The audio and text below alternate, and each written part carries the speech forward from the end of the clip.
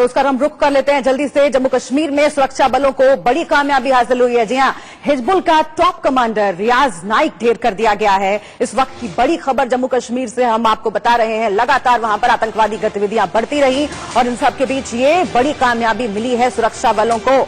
अवंतीपोरा में सुरक्षा बलों को ये बड़ी कामयाबी मिली है। हिजबुल का कमांडर रियाज नाइकू उसका नाम है, उसे ढेर कर दिया है हमारे जवानों ने। लगातार सर्च ऑपरेशंस चल रहे हैं जम्मू कश्मीर के अलग अलग इलाकों में। और आइए सीधे हम आपको जम्मू लिए चलते हैं जहां पर अजय जांडियाल हमारे साथ जुड़े हुए हैं, हमारे संवाददाता। अजय, कैसे पूरा हुआ ये ऑपरेशन और कितनी अहम कामयाबी सुरक्षा बलों के लिए?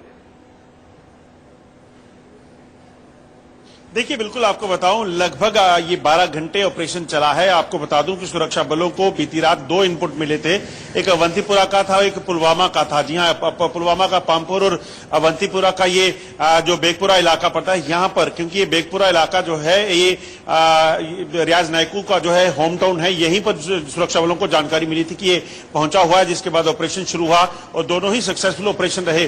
पहले ऑपरेशन में एक आतंकी को मारा गया, जबकि इसी जो ताजा ऑपरेशन हुआ है पुलवामा, आपको बताऊं, उसमें भी रियाज नाइकू जो हिजबुल मुजाहिदीन का टॉप कमांडर है और पिछले कई सालों से एक्टिव है, कई मासूम लोगों की जान का जिम्मेदार है, जिसने जान ली है और लगातार कश्मीर में आतंक को बढ़ावा देने के लिए युवाओं को रिक्रूट कर रहा था, उसको आखिरकार मार गिराया गया और एक बड़ी कामयाबी सुरक्षा बलों को मिली है। आपको बताऊं, ये अजय, मुझे एक और बात बताइए, कल एक बहुत महत्वपूर्ण गिरफ्तारी भी हुई थी, जिंदा आतंकवादी पकड़ा गया था, उससे पूछताछ लगातार सुरक्षा बल कर रहे थे। क्या वहां से भी अहम जानकारी मिली जिसके बाद ये पूरा ऑपरेशन चलाया गया और ये कामयाबी सुरक्षा बलों के हाथ लगी है? जी देखिए, वो एक अलग ऑपरेशन था, मगर आपको बता दूं, यकीनन जो जैश-ए मोहम्मद का एक आतंकी पकड़ा गया है, ये एक बड़ी जो है इसे कैच माना जा रहा है, क्योंकि जैश-ए मोहम्मद लगातार कश्मीर में कई फिदाइन हमलों के लिए जिम्मेदार रहा है और खासतौर पे जैश-ए मोहम्मद के आतंकी और उनके जो लोग जो छुपे हुए हैं, जो आम लोगों के बीच में रहते हैं और सुरक्षा बलों के लिए सरदर्द बने रहते हैं, ऐसे आतंकियों का पकड़े जाना एक बड़ी जो है कामयाबी यकीनन है। मगर ये जो ऑपरेशन था जिसमें रियाज नाइकू के बारे में ये बीती रात ही जानकारी मिल चुकी थी और उसी के बाद इसे ऑपरेशन को शुरू किया गया।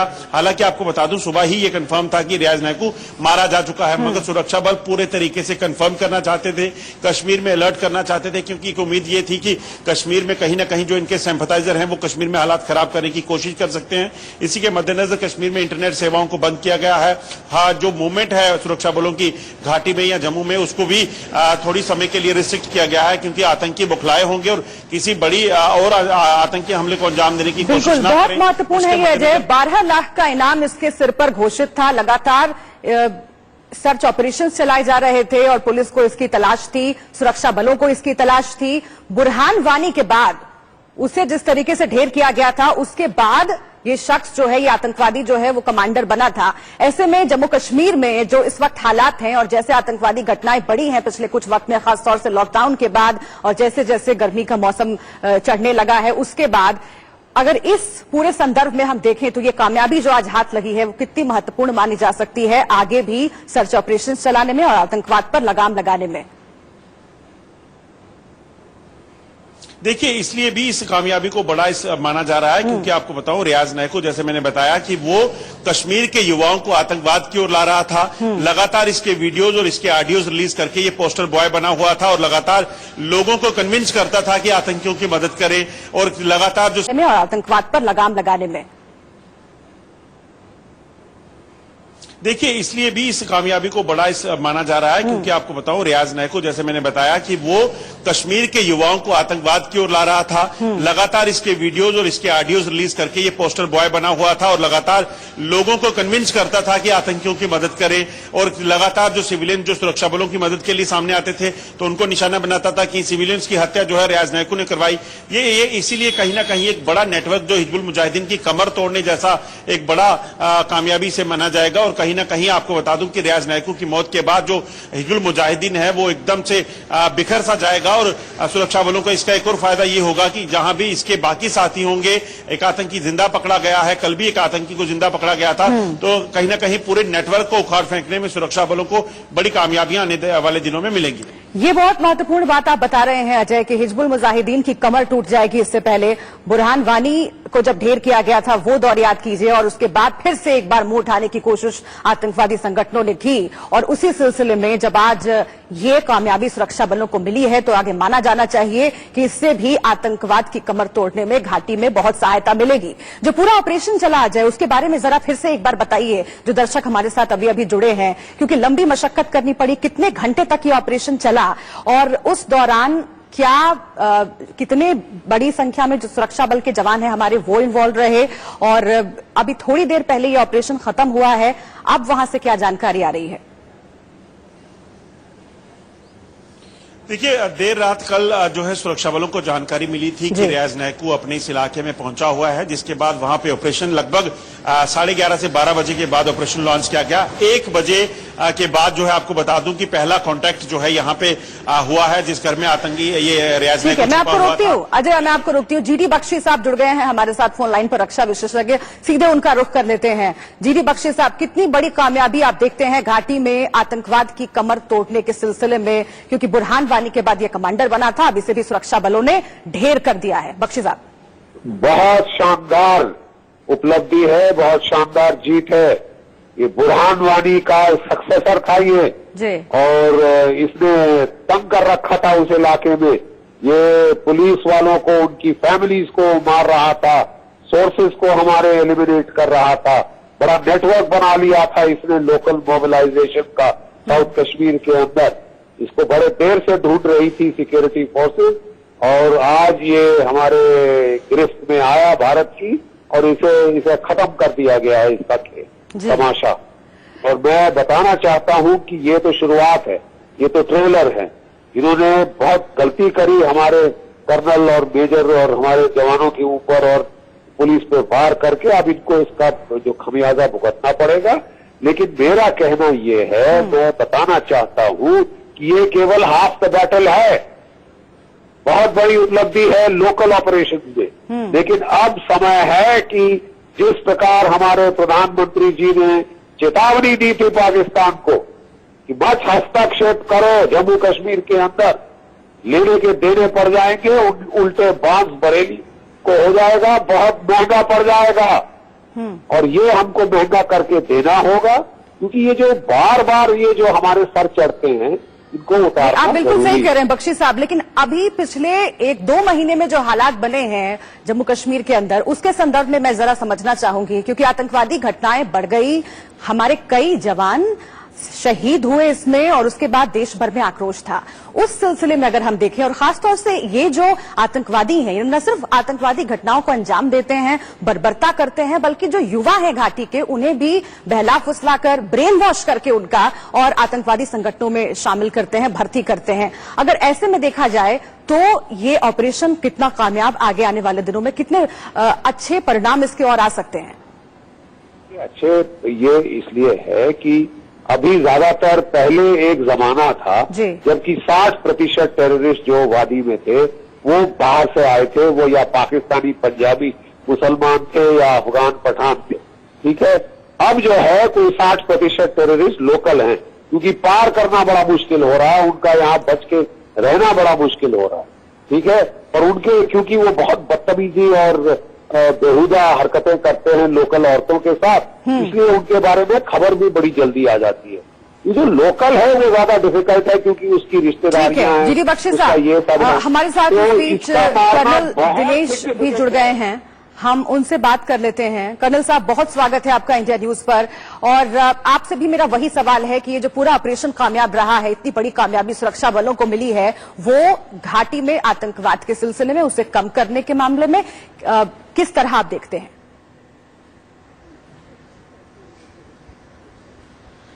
आई थिंक ये काफी अच्छा अचीवमेंट है डिफेंस फोर्सेस का।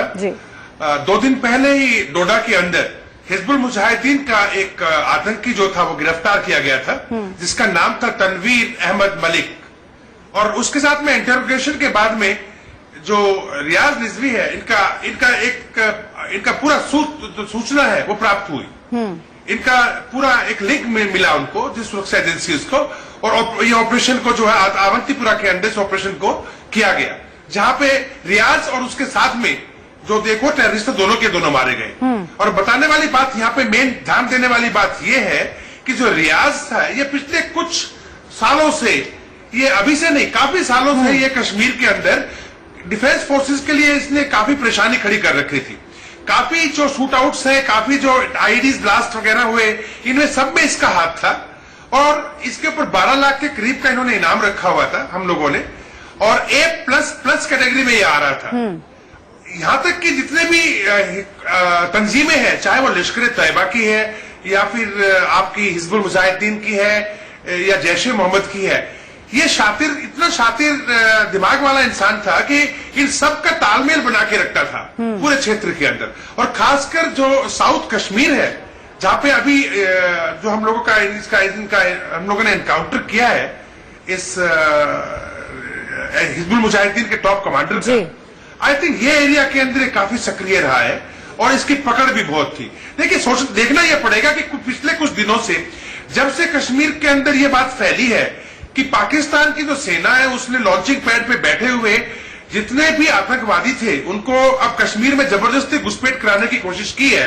चूंकि उन लोगों के बीच में कोरोना वायरस फैल गया, इससे घाटी के अंदर जो लोग हैं वो काफी दहशत में हैं।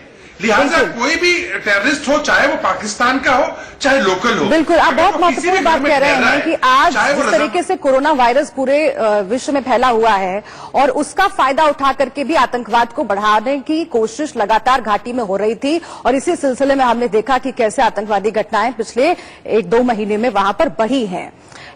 अभी जीडी बख्शी साहब ये कह रहे थे सर कि ये एक बहुत बड़ा ऑपरेशन है, बहुत बड़ी कामयाबी है, लेकिन जिस तरीके से यहां पर ये ग्रुप्स काम कर रहे हैं, ऐसे ही और ऑपरेशंस की हमें जरूरत है ताकि आतंकवादी संगठनों की कमर टूट सके और जो पाकिस्तान पोषित आतंकवादी संगठन है उन्हें एक संदेश जाए कि ये ऑपरेशंस लगातार चलते रहेंगे और आपकी जो मंशा है, जो मंसूबे हैं, उनको कामयाब हम नहीं होने देंगे।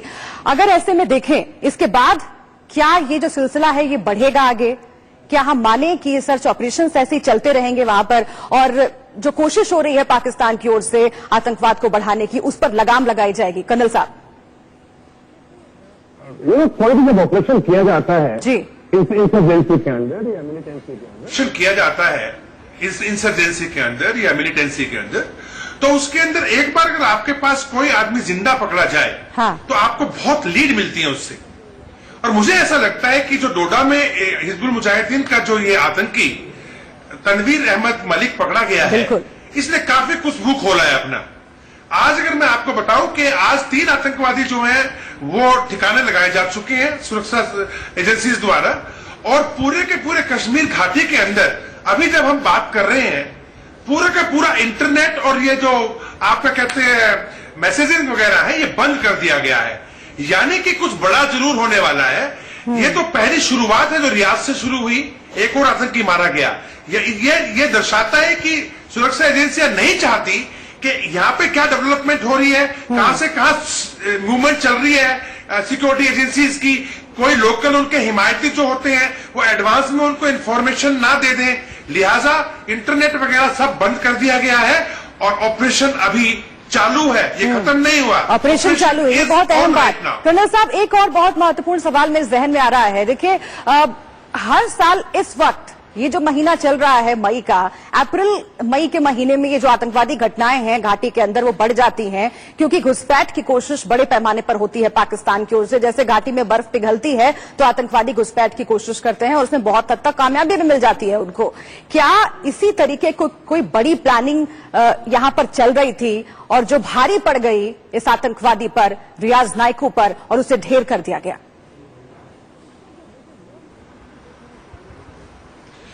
इसके ऊपर देखिए 2 महत्वपूर्ण सूचनाएं सामने आ रही हैं। एक तो ये कि अप्रैल के महीने से लेकर अक्टूबर तक का महीना जो होता है, अमूमन तौर पे पाकिस्तान इस दौरान में ही घुसपैठ करा पाता है, क्योंकि अक्टूबर से लेकर के और मार्च के महीने तक पूरी चोटियां जो हाजी पीर पास है या फिर आप लगा लीजिए जो नॉर्थ कश्मीर है और पुंछ का क्षेत्र है, जड़ा वाली गली से लेके या कृष्णा घाटी से लेकर के नीलम घाटी तक सभी जगहों पर भारी बर्फबारी होती है और ऐसे में इनका क्रॉस करना मुश्किल होता है। लेकिन मार्च और अप्रैल का महीना खास तौर पर सबसे अच्छा मौसम माना जाता है सारे के सारी बर्फ पिघल चुकी होती है, रास्ते खुल जाते हैं, हरियाली आ जाती है, झाड़ियां आ जाती है, पेड़ आ जाते हैं, पानी जो है बर्फ का कन्वर्ट होकर हर झरने में पानी मिल जाता है और इन लोगों को ज्यादा सामान लेकर भी सर्दियों का लेकर नहीं चलना पड़ता और साथ में इनको कैमोफ्लेज भी मिल जाता है।